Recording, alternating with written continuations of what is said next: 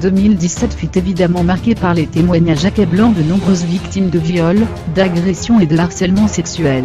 À Hollywood, l'omerta a levé les langues, se délie depuis plusieurs semaines pour dénoncer les mauvais comportements de ceux qui se croyaient jusqu'à présent intouchables. Le secret de Polichinelle a fini par exploser à la figure de certains.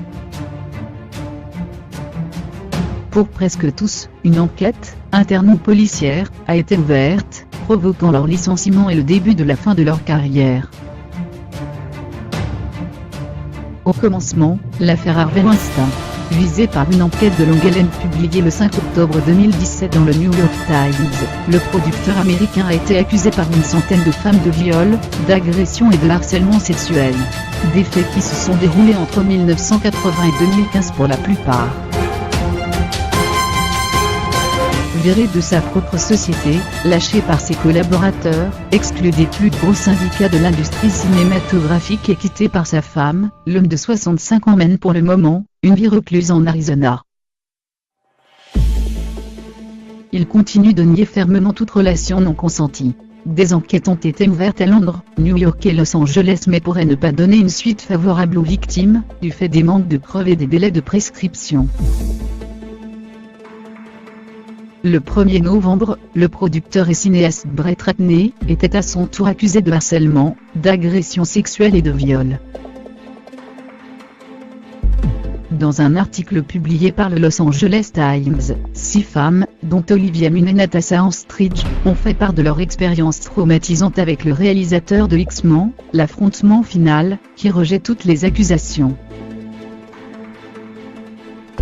Début novembre, les studios Warner Bros., avec lesquels il collaborait sur ses prochains projets au cinéma, ont annoncé qu'ils mettaient un terme à leur collaboration. Autre star devenue fantôme à Hollywood, Kevin Spacey. Acclamé par la critique, récompensé par l'industrie, plébiscité par les grosses sociétés de production, l'acteur de 58 ans a été accusé en octobre d'agression sexuelle par l'acteur Anthony Rapp, 46 ans, mineur à l'époque des faits.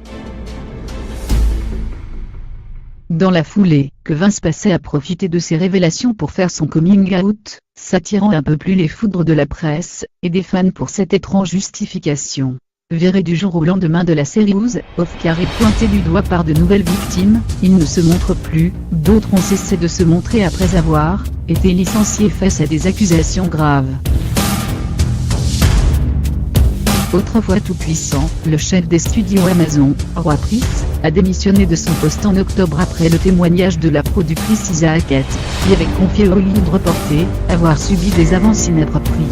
L'homme d'affaires n'a pas seulement perdu son travail, il a également été plaqué par sa fiancée Mila Feinberg. Le mariage était prévu pour novembre. Plus récemment, c'est le scénariste des séries, les frères Scott et de Royal, Mark Schwann, qui a été évincé de son poste après des accusations de harcèlement et d'attouchement inapproprié. La chaîne Entertainment, qui produit et diffuse le Royal, l'avait dans un premier temps suspendu avant de le mettre à la porte en décembre. Ils nous dit avons bouclé notre enquête, et Mark ne travaillera plus sur Hit Royal, annonçait-on dans un communiqué.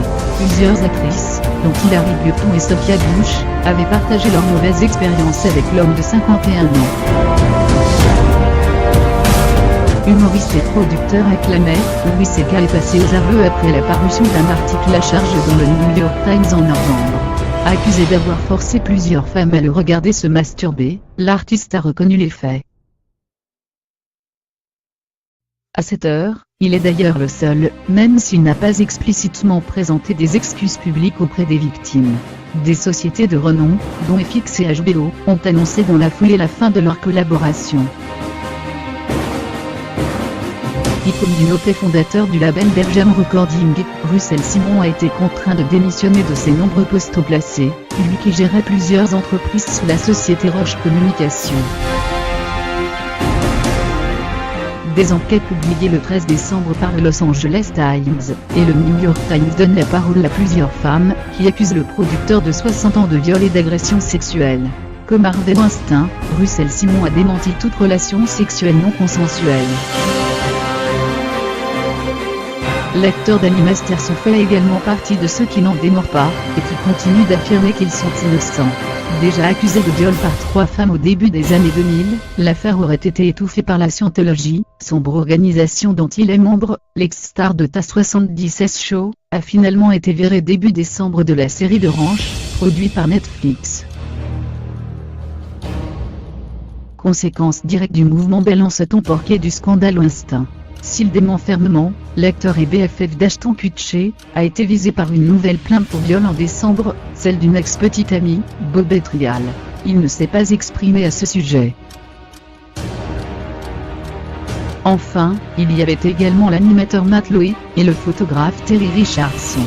Le premier a été viré fin novembre de l'émission Today Show après 10 ans de bons et loyaux services, accusé d'avoir harcelé et agressé plusieurs femmes.